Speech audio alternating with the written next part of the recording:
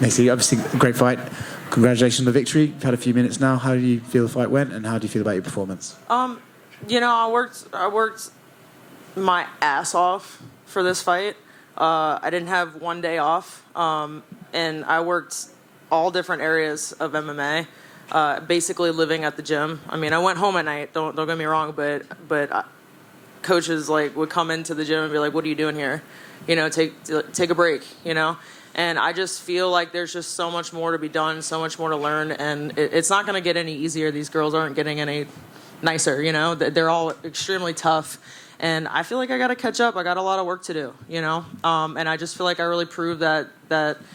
I have really strengthened my grappling. I've really strengthened my wrestling, and I was able to really grapple and kind of handle, a true 145er very well. So, there's a lot that I need to go back to the drawing board with and work on. There's always things to work on, but I knew this fight was going to be mine. Like, no one was going to take this away from me. I worked too hard to get here, and I mean, I'm ready to do more. It's super emotional because it's just, like I said, it's just been nonstop, and it's not going to get any easier. So I got to keep going. When did you have that realization that you like, okay, I've just got to put more hours in the gym? When did you have that moment? I want to say it was the Raquel fight, but it wasn't around. That was a short notice fight, and I've been working my ass off, even for that fight.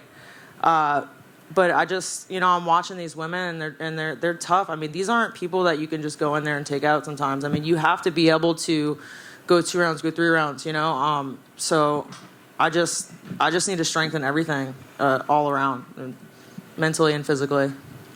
When you do that and then you go in there and perform, do you feel the difference when you're in there? I feel a huge difference. I feel like I can see a lot clearer, and start making better decisions in my head and my mind. Now that I'm having a full grasp of like a complete MMA background, like the grappling, the wrestling, the striking, and I always want to keep people guessing that if you're gonna go and do this to me, well, you don't know, I've been working this, so it's just getting better. A few marks, obviously, but how are you feeling after the fight? When would you like to get back in there?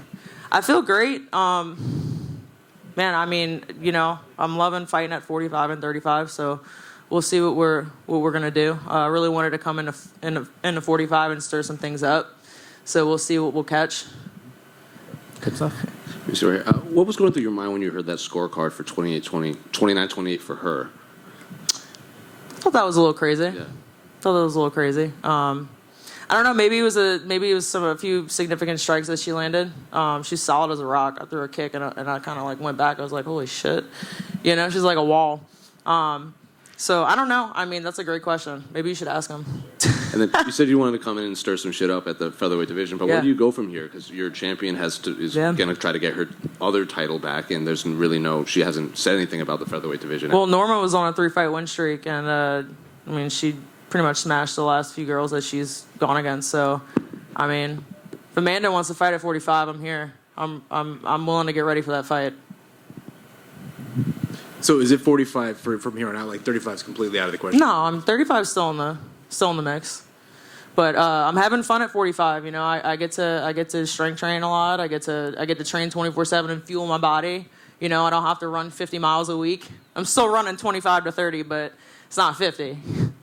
I mean, 45 is it's always been such a weird division, right? Yeah. You feel like you can be that face that sort of carries this division forward into the future for the UFC, where the UFC really seems like it's searching for somebody. Yeah, I mean, it's crazy because there's a lot of girls that fight at 35 that could really go up and fight at 45.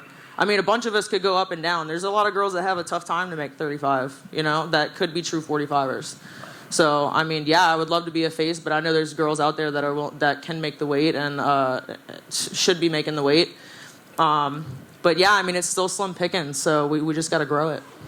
And last one for me, but you've really kind of grown up in the UFC. Yeah. Like you came into the UFC 2-0. Yep. And now you are where you are. Yeah.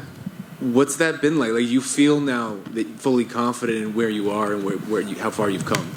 Growing up in the UFC is like jumping into an open water full of sharks and hoping not to get bit, right? But you're going to get bit, right? So it's like you're already going in, right? So now I need to just become that shark and just swim with them. Do you feel like you are that shark? I feel like I'm getting there, yeah. I feel like I'm that shark. I'm going to be that great white. Congrats. Thank you. You mentioned that people should be making weight Obviously, there was a big weight miss. Yeah. And there was some controversy about the scales. Yeah. What's your opinion about that?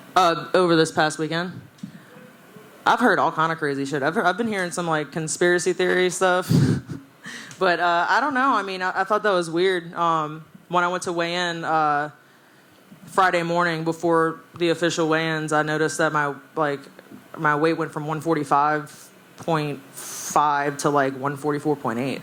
So I was like, oh, let me just eat some fruit on the scale and go up to 45, because I wanted to make 45 on the dot. And then I got a call from one of the UFC employees, and they're like, okay, the scale's off. And I was like, oh my God. So I went back and checked my weight, and I was still good. But I don't know. I mean, honestly, I can't really point fingers. Maybe it was like somebody was pressing buttons or something, and, there was a language barrier. I have no idea. So, but, yeah, I mean, who knows?